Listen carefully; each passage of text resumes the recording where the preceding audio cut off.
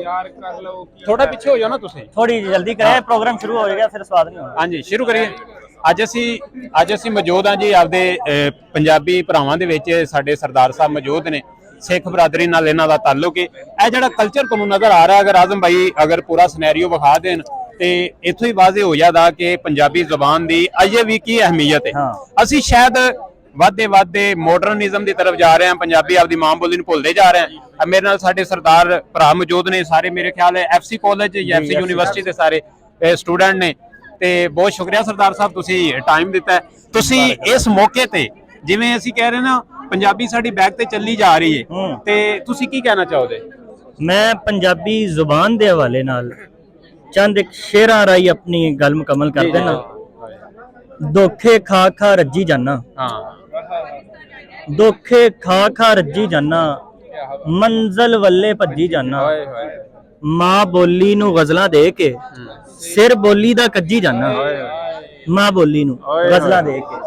ਤੇ ਉਸਤਾਦ ਤਜਮੁਲ ਕਲੀਮ ਸਾਹਿਬ ਦੋ ਸ਼ਾਰ ਹੋਰ ਨੇ। ਉਸਤਾਦ ਤਜਮੁਲ ਕਲੀਮ ਚੁਨੀਆਂ ਦੇ ਮੇਰੇ ਇਲਾਕੇ ਦੇ। ਜੀ ਜੀ ਤੁਹਾਡੇ ਇਲਾਕੇ ਦੇ ਉਸਤਾਦ ਜੀ ਦੇ ਦੋ ਸ਼ੇਰ ਹੋਰ ਕੇ ਇੱਜ਼ਤ ਦਿਲ ਨੇ ਰੋਲੀ ਏ, ਅੱਖ ਤੇ ਸਿਰਫ ਵਿਚੋਲੀ ਏ, ਇਹਦਾ ਹੱਕ ਏ ਮੇਰੇ ਤੇ, ਜੀ ਜੀ ਮੇਰੀ ਮਾਂ ਦੀ ਬੋਲੀ ਏ, ਮੇਰੀ ਮਾਂ ਦੀ ਬੋਲੀ ਏ। ਤੇ ਹੁਣ ਇਸੇ ਪੰਜਾਬੀ ਜ਼ੁਬਾਨ ਦੇ ਵਿੱਚ ਉਸਤਾਦ ਜੀ ਫਿਰ ਉਸਤਾਦ ਜੀ ਦੇ ਚੰਦ ਇੱਕ ਸ਼ੇਰ ਜਾਂ ਨਾ ਹੋਰ ਤੁਹਾਨੂੰ ਬਿਆਨ ਕਰ ਦੇਣਾ ਮੁਆਸ਼ਰੇ ਦੀ ਹਕੀਕਤ ਦੇ ਹਵਾਲੇ ਨਾਲ। ਸੋਚ ਗਮਾਂ ਦੀ ਭੀੜ ਚ ਖੜਦੀ ਵੇਖੀ ਏ, ਕੀ ਬਾਤ, ਪਹਿਲੀ ਵਾਰ ਬਲਾ ਇੱਕ ਤੜਦੀ ਵੇਖੀ ਏ, ਤੂੰ ਵੇਖੀਏ ਮਾਈ ਨੰਗੇ ਪੈਰ ਤੇ ਧੁੱਪ, ਮੈਂ ਸੜਕਾਂ ਤੇ ਜੰਨਤ ਛੜਦੀ ਵੇਖੀ ਹੈ। ਕੀ ਬਾਤ ਹੈ, ਕੀ ਬਾਤ ਹੈ, ਕੀ ਬਾਤ ਹੈ ਸਰਦਾਰ ਸਾਹਿਬ, ਕੀ ਬਾਤ ਹੈ ਸਰਦਾਰ ਸਾਹਿਬ। ਤੁਹਾਨੂੰ ਇਧਰ ਵੇਖੋ, ਆਜੋ ਆਜੋ ਆਜੋ, ਕਾਫੀ ਖਾ ਲਈ, ਖਾ ਲੋ ਖਾ ਲੋ ਖਾ ਲੋ ਖਾ ਲੋ। ਉਹ ਇੰਟਰਵਿਊ ਚ ਚੜੇਗਾ। ਸਰਦਾਰ ਜੀ ਤੁਸੀਂ ਇੱਥੇ ਪਾਕਿਸਤਾਨ ਦੇ ਵਿੱਚ ਰਹਿ ਰਹੇ ਜੇ, ਤੁਹਾਡੀ ਸਿੱਖ ਬਰਾਦਰੀ ਇੱਥੇ ਬਹੁਤ ਕਮ ਹੈ, ਤਕਰੀਬਨ 1% ਦੇ ਵੀ ਕਮ ਰੇਸ਼ੋ ਹੋਵੇ ਦੀ, ਤੇ ਤੁਸੀਂ ਅਨਸਿਕਿਉਰ ਕਦੀ ਮਹਿਸੂਸ ਤਾਂ ਨਹੀਂ ਕੀਤਾ? ਨਹੀਂ ਕਦੀ ਨਹੀਂ।